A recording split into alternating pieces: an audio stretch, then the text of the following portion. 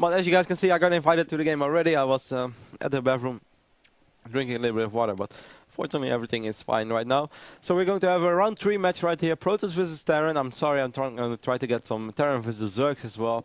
Already getting notorious for avoiding that matchup because there's no Protoss. But trust me guys, I actually enjoy it quite a bit, certainly since I'm trying to understand more and more of the matchup, even though I'm not playing it myself, and I don't really like to talk in general about things that I don't know from first-hand experience. But yeah, I'm learning a lot about the matchup, and I really enjoy it as well. But we're going to see a lot of Terran versus Zergs later on, I'm pretty sure, when we have so many good Terrans participating today. Mertz, the Muslim, etc., Satiini, etc., etc., etc.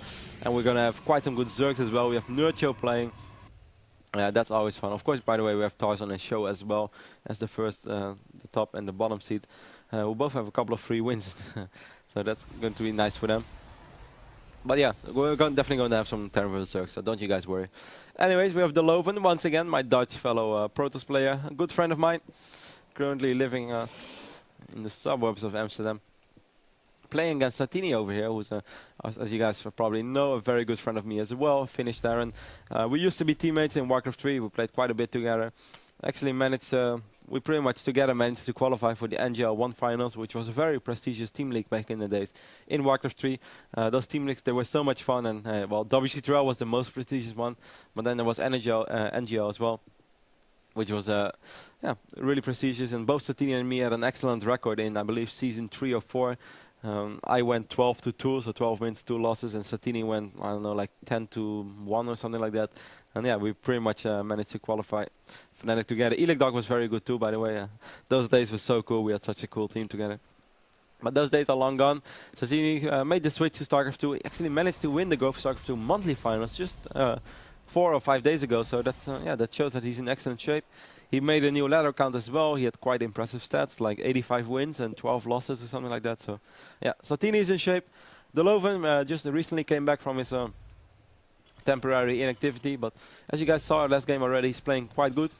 For everyone who just tuned in and didn't hear the story yet, I managed to lose one of my contact lenses yesterday, so my eyesight is not that great. If I miss something on the minimap, I sincerely apologize for it. I'm going to try to get a new lens ASAP. Until then, I mean, I can see, so it's not really the end of the world, and I can read. It's obviously not as comfortable as it was before. Let's see how Dlovan is going to open. We do see him wiping in that second simulator. He's not mining from his first, though.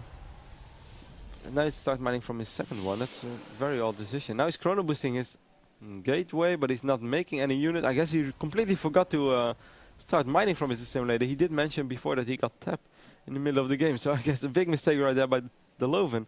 Just not mining it off from his simulator. Now he has 4 probes on this simulator. Dlovan, what are you doing? I just said that you're an excellent Protoss player. Now you forgot. First you forget to mine gas, and now, okay. Yeah, he did notice it, so. He did say that he had quite a party day yesterday, or at least he said he was slightly hangover, so perhaps this is one of those moments where he's not very focused. 22 probes currently for Dlovan, 19 SCVs for Satiini. 20 right now. Satiini will go for the quite typical and standard, lately very popular 1 Marine Marauder tech lab into expand, or 1 Marine tech lab into 2 Marauders and then go for the expand. It's quite a safe opening for Terran. You can even move out a little bit if you want, if you can intercept perhaps a gateway unit somewhere in the middle of the map. Dlovan and meanwhile, he said, wow, he's putting up a Twilight console already. What are you going to do, Dlovan? And he's going to go for a prompt.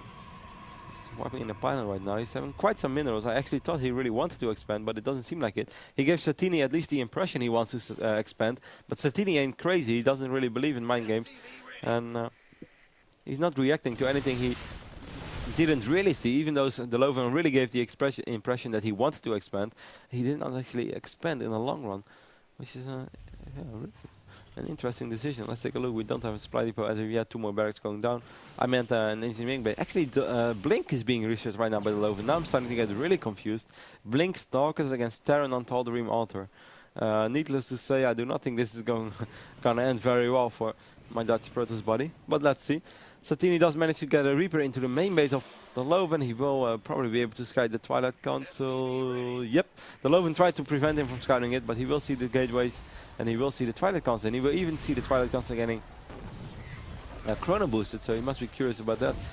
The Reaper does manage to take out 1 probe before it fell down.